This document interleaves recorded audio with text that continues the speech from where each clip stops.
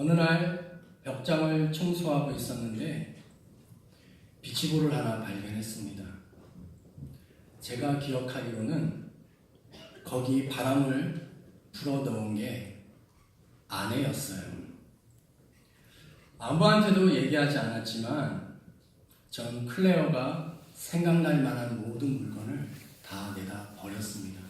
왜냐하면 너무나 괴로웠기 때문입니다. 단 한 가지 버릴 수 없는 것이 있었었는데 바로 그것이 그 비치볼이었습니다. 아내의 숨결이 아직 그 안에 들어있었기 때문이었죠.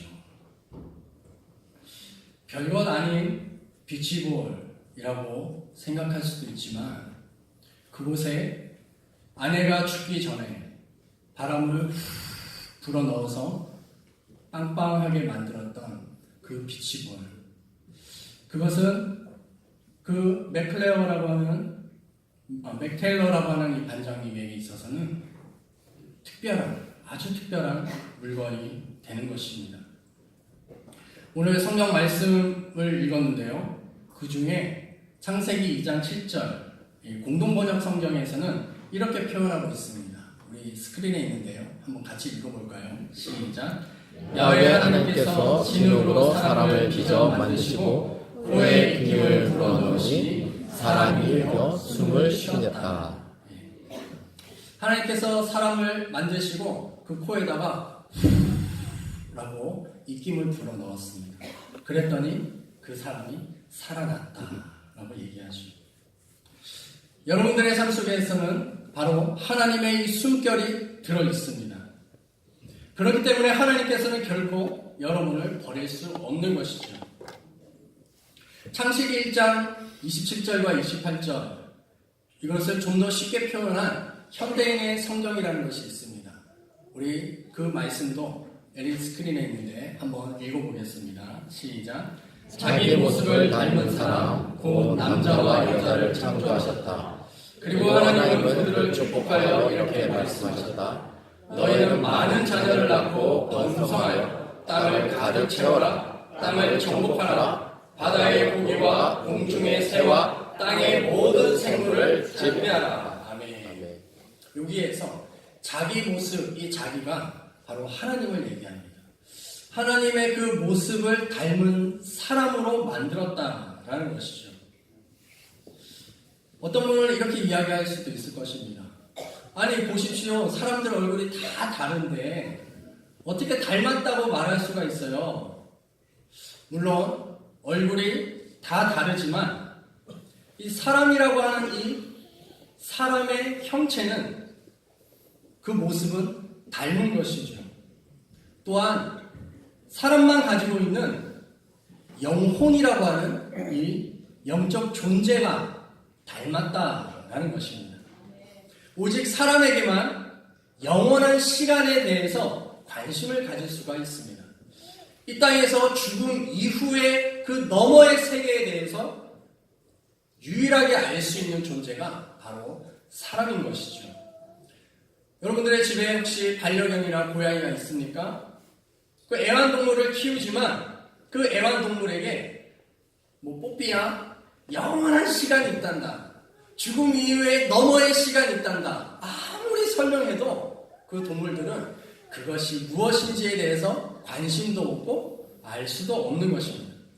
왜냐하면 오직 사람만 하나님의 형상으로 지어졌고 그 사람에게 하나님의 입김을, 숨결을 불어넣어서 살아나게 하였기 때문에 그런 것입니다. 닮았다. 이것은 참 묘한 것입니다. 이 닮았다라는 것 속에서 끌림이 있어요.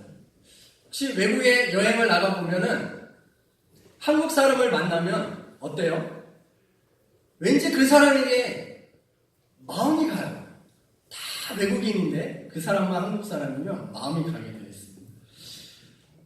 사귀고 있는 커플에게 서로 닮았다라고 하면 좋아할까요? 싫어할까요? 싫어요? 네, 커플에게 둘이 닮았어요 이러면 되게 좋아합니다. 안 그런가 봐요.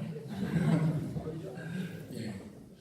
그런데 부부가 함께 살다 보면 부부도 닮습니다.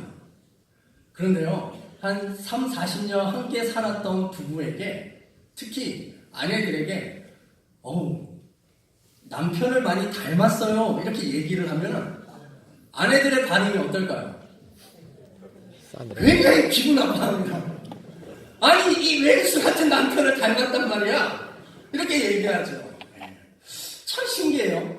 커플끼리는 닮았다라고 하면 너무나 좋아하는데 오래 산 부부에게 닮았다라고 하면 서로가 싫어요. 왜 그럴까요? 아, 나도 그런데 뭐 이렇게 생각하시는 분 계십니까? 우리의 삶 속에서 닮았다라고 하는 것은 또 자녀들과의 관계 속에도 있죠. 내 자녀가 부모를 안 닮았다. 이거는 좀 심각하게 고민해 봐야 될 문제가 되는 것이죠. 네, 여러분들 자녀들 다 닮았죠? 네, 다 닮았습니다. 닮았기 때문에 자녀를 더 사랑한다? 이건 아니죠. 네, 더 자녀를 끔찍하게 사랑하고 아끼는 이유는 바로 자녀를 낳았기 때문에 그렇습니다. 끊을 수 없다라는 것이죠. 이 자리에 있는 여러분들도 얼마나 귀엽고 사랑스러웠을까요? 저희 요양원에 어떤 어르신이 계십니다. 여자 어르신인데요. 지금 예배에도 참석하고 계십니다. 제가 그 어르신께 어르신, 지금 제일 보고 싶은 사람이 누구예요? 라고 물어봤습니다. 뭐라고 대답할까요? 저는 내 자녀가 제일 보고 싶어요. 아니면 손주가 보고 싶어요. 이렇게 얘기할 줄 알았어요. 근데 이 어르신께서 우리 엄마가 제일 보고 싶어. 이렇게 80이 넘으신 분이신데 엄마가 제일 보고 싶어. 그러면서 하시는 말씀이 엄마가 나를 얼마나 예뻐해 줬는데, 얼마나 귀엽다고 얘기해 줬는데 엄마 보고 싶어. 이렇게 얘기했어요. 그 얘기를 듣고 보니까 80이 넘으신 이 어르신에게도 10대의 그 파릇파릇함이 있었을 때가 있었다는 거예요. 네. 꿈 많았던 이팔 청춘의 시간이 있었다는 것입니다.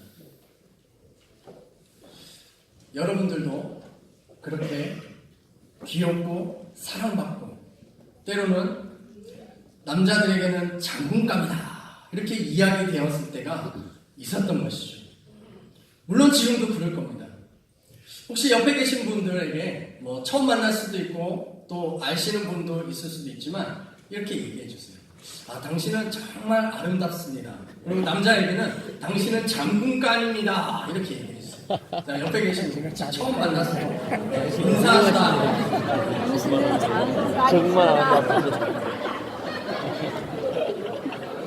그 얘기를 해주면서도 약간 좀 부담이 되시는 분이 혹시 계십니까? 이분은 좀 아닌데 라고 하는 생각이 되시는 분이 계신가요? 네. 장군감, 아름다운 분들이십니다. 이 하나님을 닮았다라고 하는 이것은 그 하나님의 그 사람으로 만들어졌다라는 것이죠. 그래서 하나님께서는 사람을 만드시고 그 사람을 통해서 공의롭게 정의롭게 또한 이 세상을 행복하게 만드시기 위한 하나님의 뜻이 있으셨습니다. 그래서 이 아름다운 자연을 만드시고 또 날아다니는 새와 땅의 가축들 또 동물들을 만드시면서 행복한 사회를 너가 좀 건설해라 라고 말씀하시면서 하나님의 권세와 이 능력들을 위임해 주신 것이 바로 사람들인 것이죠. 그러나 이 사람들이 하나님을 떠났다라고 성경은 말씀합니다.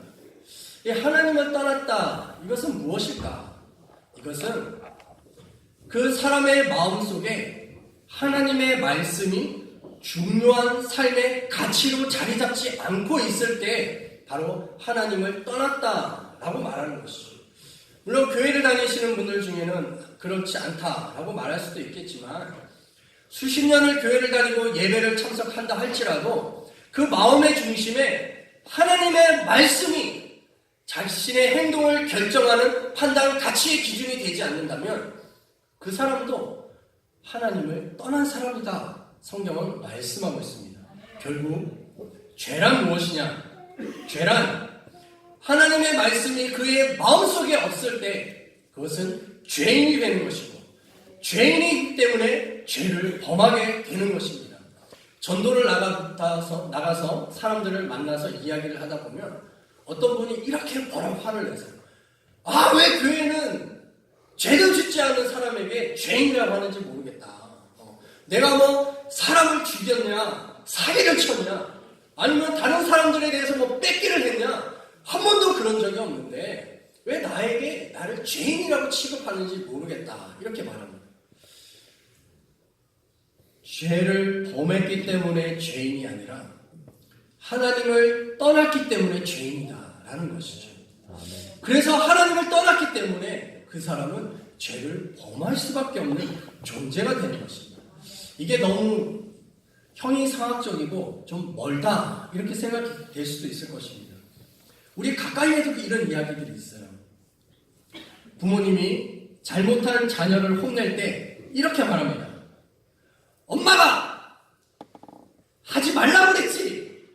대체 몇 번 말해야 너는 알아듣니? 왜 엄마의 말을 귀 기울이지 않아? 라고 말하지 않습니까? 그래서 너 오늘은 맞아야겠다. 이렇게 얘기합니다. 자, 이 엄마의 말을 잘 들어보세요. 너가 잘못했기 때문에 맞아야 된다. 이 얘기를 하는 건가요? 아니죠. 뭡니까? 엄마의 말을 귀 기울여 듣지 않았기 때문에 너는 잘못한 거야 라고 말하는 거예요. 여기에도 똑같은 것이 들어있어요. 엄마의 말을 자기의 삶의 가치 기준으로 여기는 자녀들은 순종하게 되어 있다라는 것이죠. 우리가 하나님의 말씀을 내 삶의 가치 기준으로 여기는 사람만이 하나님의 말씀에 순종하게 되는 것입니다. 근데 이것이 마음이 하나님의 말씀이 없기 때문에 죄를 범하는 삶을 살게 됩니다. 그것이 인생의 고통과 아픔이다 라고 말합니다. 하나님을 떠나 죄인으로서 살면 고통을 또 아픔들을 경험합니다.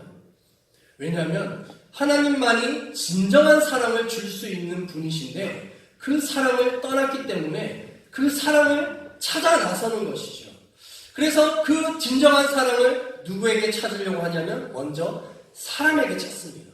그래서 나를 사랑해 줄 수 있는 이성에게 몸 바치고 마음 바치고 모든 것을 다 바쳤지만 그러나 그 사람은 진정한 사랑을 해줄 수 없기 때문에 때로는 고통과 아픔, 쓰라림을 경험하게 되는 것이죠.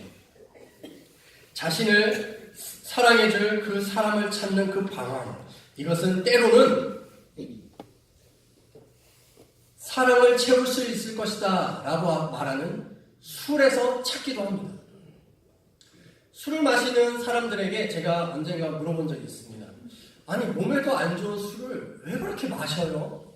그랬더니 이분이 하시는 말이, 제가 술을 별로 좋아하지 않는데 그러나 술을 마실 때 함께하는 사람들이 너무나 좋다는 거예요. 그래서 그 사람들과 이 알딸딸한 이 기분에 맨정신에서는 말할 수 없는 속의 이야기들을 해낼 수 있다는 거예요. 그게 너무 좋다는 거예요. 그래서 기회가 되면은 술자리를 찾고 사람들과 함께 만나서 술 마시면서 자기 이야기를 하고, 그러다 보면 밤에 집에 들어가서 잠을 잡니다. 아침에 일어나면 여김없이 찾아오는 게 있죠. 뭐가 있습니까? 속 쓰려. 속이 쓰리고 또 깨질 듯한 두통이 찾아오는 수치가 있는 것이죠. 늘 그렇게 사람의 사랑을 찾기 위해서 술을 마시는 사람들이 있고, 또 어떤 사람들은 다 필요 없어, 나에게는 돈만 있으면 돼 라고 말하는 사람들도 있습니다. 돈이면 안 될 게 없다 이런 생각을 하고 있는 것이죠. 그러나 돈이면 다 되던가요?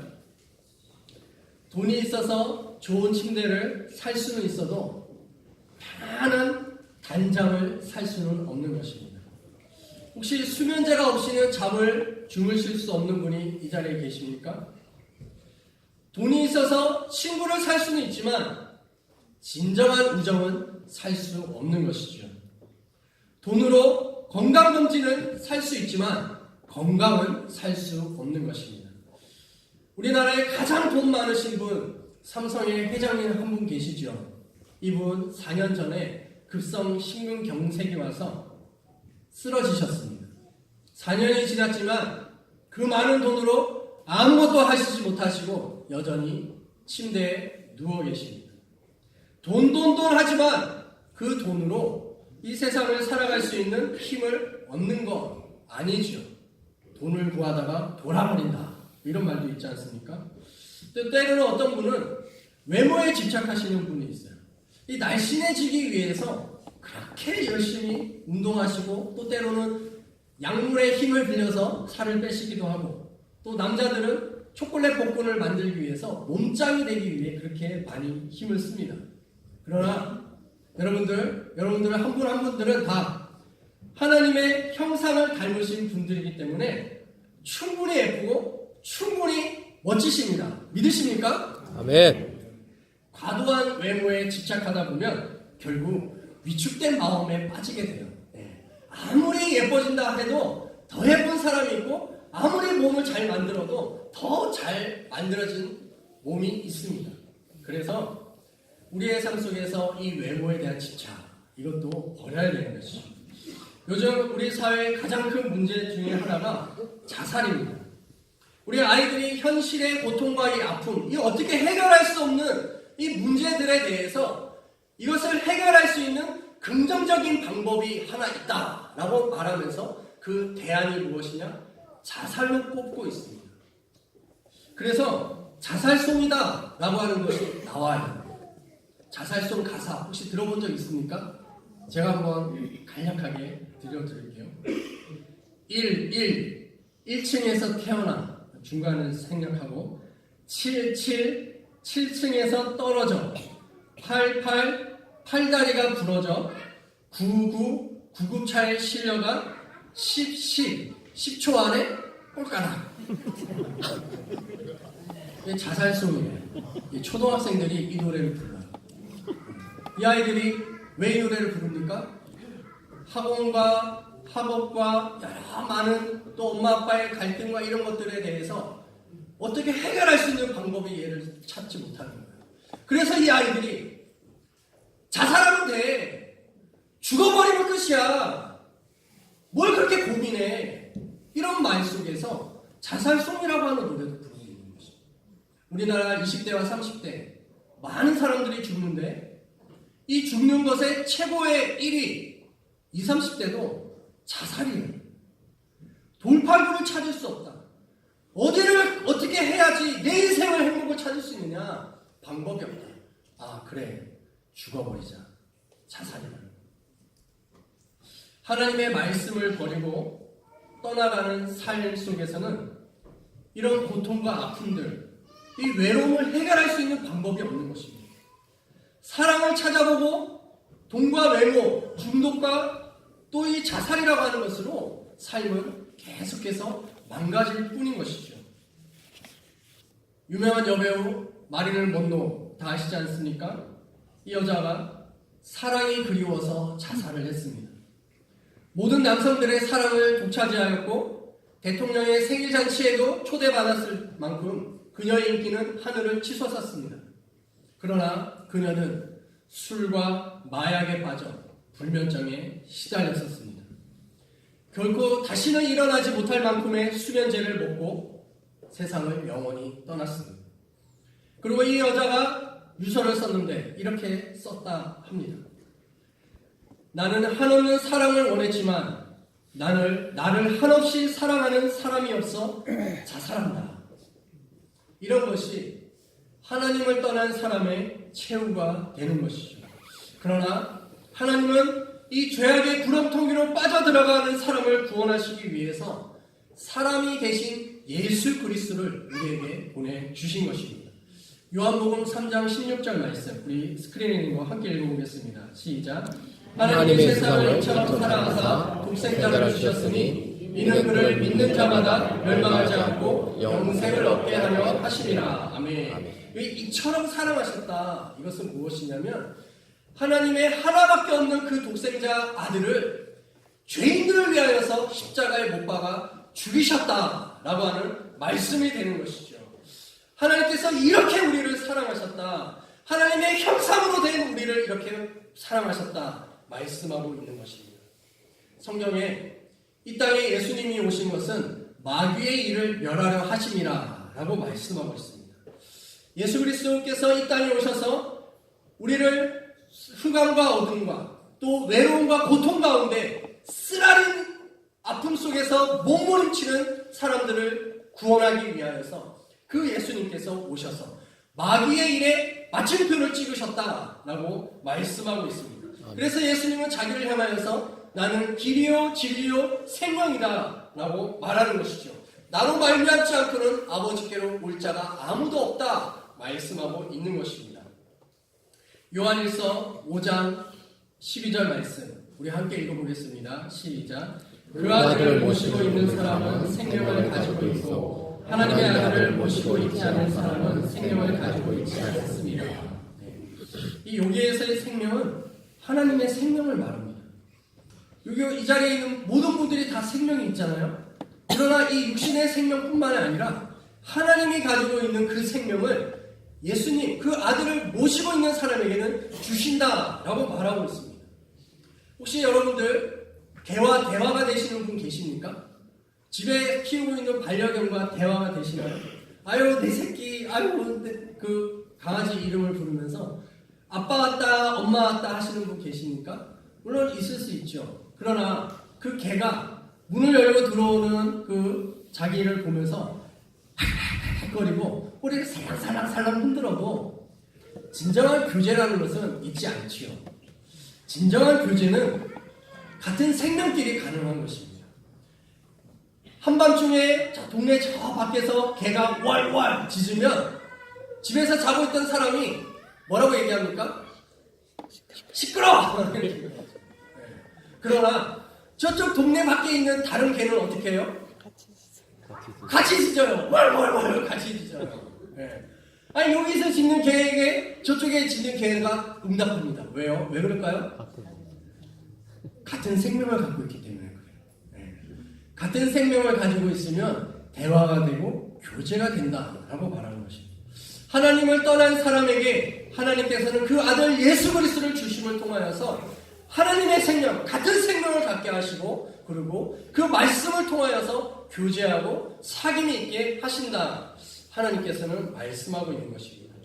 그래서 하나님의 삶을 살아가는 하나님의 이 믿음을 가지고 살아가는 사람들에게도 물론 고통과 아픔들이 있습니다. 이 세상을 살아가는 사람들 중에 아무도 이 고통에서 벗어날 수가 없어요. 그러나 하나님과 사귐이 있는 사람에게는 그 사귐을 알지 못하는 사람이 결코 알 수 없는 비밀이 있는데 바로 그것은 하나님이 주시는 그 말씀으로 자기의 고통과 아픔을 해석할 수 있다는 겁니다. 재해석할 수 있는 능력이 있다는 것이죠. 그래서 이 고통과 아픔을 이겨낼 수 있고 견뎌낼 수 있고 이해할 수 있기 때문에 꾸준히 하나님을 주시는 이 생명을 가지고 붙들고 나아갈 수 있는 그 생명력을 가지고 있는 것입니다. 하나님을 믿는 사람들, 바로 그 생명력을 가지고 살게 되는 것이죠. 여러분들 예배가 끝나면 나중에 집에 돌아가서 한번 거울을 한번 보십시오. 나의 거울, 내 속에 비춰진 내 얼굴 속에는 생명력이 있는가? 생명력이 있는가? 옆 사람 한번 살짝 한번 바로 쳐다보면 부담스러울 수 있어요. 견딘 줄로 살짝. 옆 사람은 생명력이 있는가? 하나님께서 우리에게 그 숨결을 불어넣으시면서 생명력 있는 산 사람이 되게 하신다. 바로 그것을 통하여서 이 땅에 행복한 삶을 만들어갈 수 있도록 우리에게 도전하신다 하는 것입니다. 요한일서 4장 7절과 8절 우리 함께 읽어보겠습니다. 시작. 사랑하는 여러분 서로 사랑합시다. 사랑은 하나님에게서 난 것입니다. 사랑하는 사람은 다 하나님에게서 나고 하나님을 압니다. 사랑하지 않는 사람은 하나님을 알지 못합니다. 하나님은 사랑이시기 때문입니다. 아멘. 네, 사랑. 그것은 생명입니다. 이 하나님을 알아갈 때 누릴 수 있는 힘과 능력이 되는 것이죠. 하나님은 사랑 그 자체이기 때문에 그 사랑을 얼마든지 누릴 수 있도록 하시는 것입니다. 이 자리에 하나님을 알지 못하고 또 예수님을 영접하시지 못하신 분들에게 하나님을 이렇게 초대합니다. 너가 나를 영접하고 하나님을 믿게 되면 하나님의 이 사랑이 부어지게 될 것이고 너의 삶에 고통과 아픔과 쓰라린 외로움이 온다 할지라도 그것을 이겨내고 그것을 극복할 수 있는 힘이 너에게 생기는 거야. 주님은 말씀하십니다. 예화를 하나 드리고 우리 에브리스팅이라고 하는 무언극을 하나 보겠습니다. 우리 교회에서는 큐티인이라고 하는 이 말씀 묵상을 해요. 그 말씀 묵상 집에 있는 하나의 간증을 제가 가지고 왔습니다. 그 간증을 제가 들려드리겠습니다. 어느 늦은 시간에 경찰서에서 전화가 왔습니다. 누구누구 아버님이시죠? 아들이 폭주로 오토바이를 타다가 잡혔습니다. 경찰서로 좀 나와 주셔야겠습니다. 그래서 이 아버지는 급히 그 경찰서로 달려갔습니다. 이 경찰서에 들어가면서 속에서는 분노가 치밀고 불국을 끓기 시작했습니다. 그렇게 문을 열고 들어갈 때 저 경찰서 그 의자 앞에 3명의 아이들이 고개를 푹 숙이고 앉아 있는 거였어요. 그 중에 한 아이가 그 아버지의 아들이었던 거예요. 근데 그 아들에게 다가가고 있는데 바로 뒤에 또 경찰서 문이 푹 열리면서 한 남자가 쫓아 들어오는 거예요. 들어오자마자 그 고개 숙이고 있는 자기 아들의 옆에 있는 그 아들의 친구를 다짜고짜 머리를 한 대 때리면서 계속 때리는 거예요. 그러면서 이 새끼가 하면서 욕을 하면서 그렇게 말을 안 듣더니 아버지 공부하라고 했잖아. 내가 공부하라고 했는데 이렇게 속을 썩게 하면서 계속 때리는 거예요. 너무나 갑작스럽게 일어난 일이라 이 경찰들도 벌떡 일어나서 그 아버지를 막 뜯어 말렸어요. 아버님 이러시면 안 됩니다. 이러면서 이렇게 뜯어 말리고 있다 보니까 이 때렸던 이 아버지가 마음이 좀 사가들어서 시시거리고 있었어요. 그게 좀 조용해지고 있으니까 경찰 한 분이 나머지 그 한 아이의 부모에게 전화하는 소리가 수화기 너머로 들려오는 거예요. 그 아들 내 아들 아니에요. 나는 이미 다 버렸어요. 그 놈의 새끼 내 자식 아니니까 유치장에 넣든지 감옥에 넣든지 당신 마음대로 하세요. 이런 얘기가 들려오는 거예요. 그 소리를 그 아들의 친구가 다 듣고 있었어요. 제일 처음에 왔던 이 아버지가 경찰에게 고개를 굽신굽신하면서 죄송한다고 막 이렇게 하니까 그 경찰들도 아직은 아이가 어리고 또 초범이라서 훈방 조치를 할 테니까 다시는 이런 일이 없도록 조심하라고 그렇게 얘기를 했어요. 그래서 이 아버지가 아들을 데리고 경찰서를 나왔습니다. 이 아버지가 앞에 걷고 아들이 뒤에 두벅두벅 고개를 푹 숙이고 걸어요. 한참 걷다 보니까 아버지의 생각 속에 밤도 늦었는데 얘가 밥은 먹었나? 라는 생각이 드는 거예요. 배가 고프겠다 이 생각이 들어서 이 가까이에 있는 포장마차가 마침 있어서 그 아들 데리고 그 포장마차를 들어갔다는 거예요. 그래서 그 포장마차의 아주머니에게 아주머니 여기 국수 곱빼기로 말아서 한 그릇 좀 주세요 이렇게 얘기했어요. 그 곱빼기 국수가 아들 앞에 탁 넣어지고 나서 배고프지? 먹어 이랬어요. 그랬더니 이 아들이 눈물을 펑펑펑펑 쏟으면서 거의 울면서 아버지 죄송해요. 아버지 죄송해요. 제가 아버지 말 안 듣고 이렇게 해서 이렇게 됐어요. 아버지 한 번만 용서해 주시면 제가 다시는 이러지 않을게요 라고 하면서 눈물을 뚝뚝뚝뚝 흘리더라는 거예요.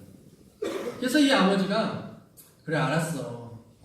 배고프니까 많이 먹어. 많이 먹어. 그랬어요. 그러고 나서 이 아들이 아버지와의 소통이 되기 시작해요. 아버지와 소통이 되면서 그 이후로 착한 아들이 되기 위해서 많이 노력했다라고 하는 그런 간증이었습니다.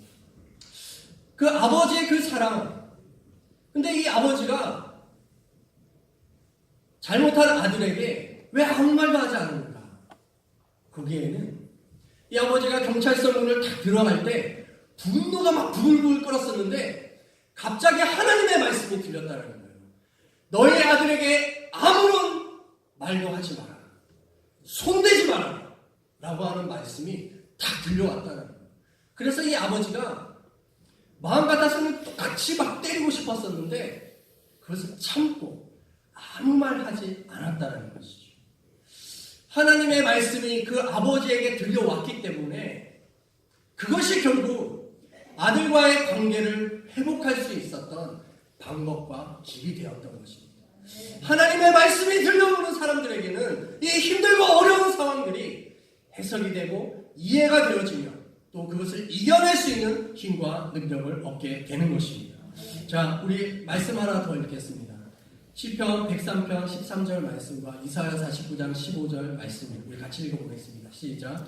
아버지가 자식을 긍휼히 여긴 같이 여호와께서는 자기를 경외하는 자를 긍휼히 여기시나니 여인이 자기의 젖먹이를 어찌 잊으랴 자기가 낳은 아이를 어찌 가엾게 여기지 아니하랴 어미는 혹시 잊을지 몰라도 나는 결코 너를 잊지 아니하리라. 아멘. 하나님은 이 자리에 계신 여러분들을 결코 잊지 않으십니다. 혹시 엄마는 자기의 자식을 잊을지라도 하나님은 결탄코 잊지 않으신다라고 말씀하고 있습니다. 우리 everything이라고 하는 무언가 이 시간 함께